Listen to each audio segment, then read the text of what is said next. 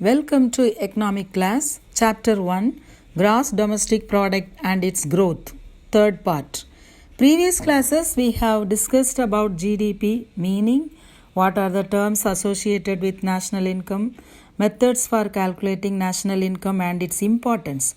I trust you have an understanding of all those things. If any doubt, watch again the previous videos. Today's class we will learn about the limitations of GDP. Last class we have studied the importance of GDP.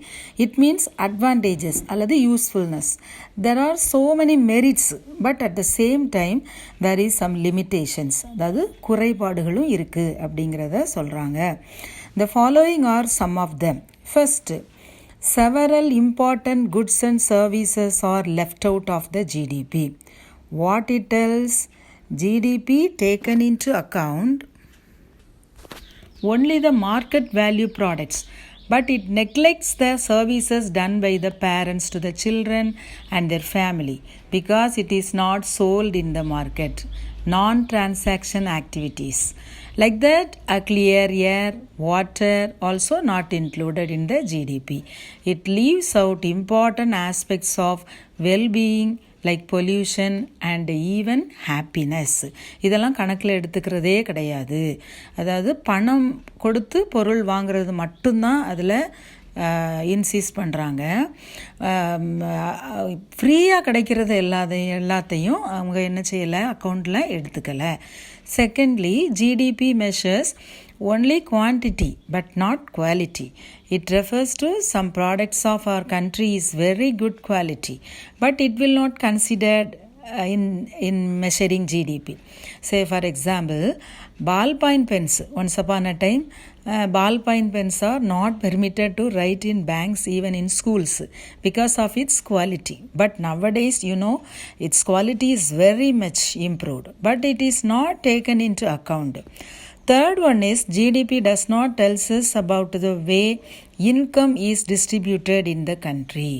The majority of people do not really benefit from an increased economic output because they cannot afford to buy most of the goods and services. அதாவது இது increase ஆகிருக்கு அப்படின்னு சொல்கிறாங்க GDP. But on the whole பார்க்கும்போது one part of the country, some people only enjoying the national income, but another part, the weaker section of the people, weaker section of the country, அவங்களுக்கு அதனால் பிரயோஜனமே இல்லை, same கண்டிஷன்ஸில் தான் அவங்க இருக்கிறாங்க.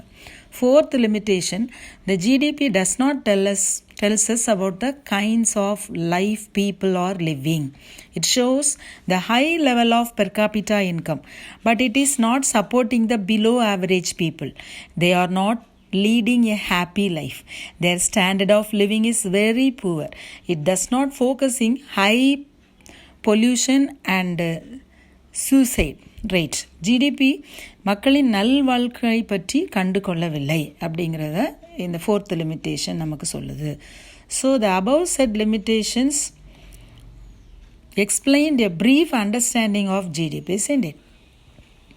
I'll tell you one fact about GDP. It is in your book also. Refer it.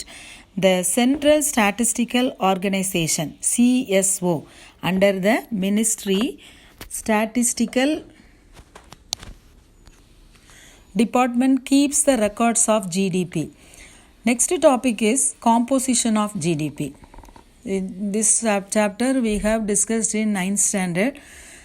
Gross domestic products comes from the three sectors, namely primary, secondary and tertiary sectors. Primary sector or agriculture and allied activities. Secondary sector means industrial sector.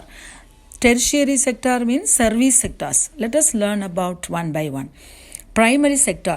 It includes agriculture, cattle farm, fishing, mining, forestry, corn, coal, all the raw materials produced from this sector. Secondary sector, industrial sector is known as secondary sector. Here all the raw materials transformed into finished or semi-finished products with the help of machines. Say for example, iron and steel industries, cotton and jute mills, cement and paper industries. These are all known as the industrial sector. Next sector is tertiary sector, that is service sector. It includes government, scientific research, transport, communication, trade, postal, telegraph, banking, education, etc. This is otherwise known as quaternary and quinary sectors. We have studied in 8th standard very clearly. From these three sectors only, all the goods and services are produced within the country. The sector-wise contribution given in the tabular column, see to it. Let's recall what we have learned. What are the 4 limitations? Then what are the composition of GDP? Once again, you refer in your PDF and then try to say the answers. Thank you.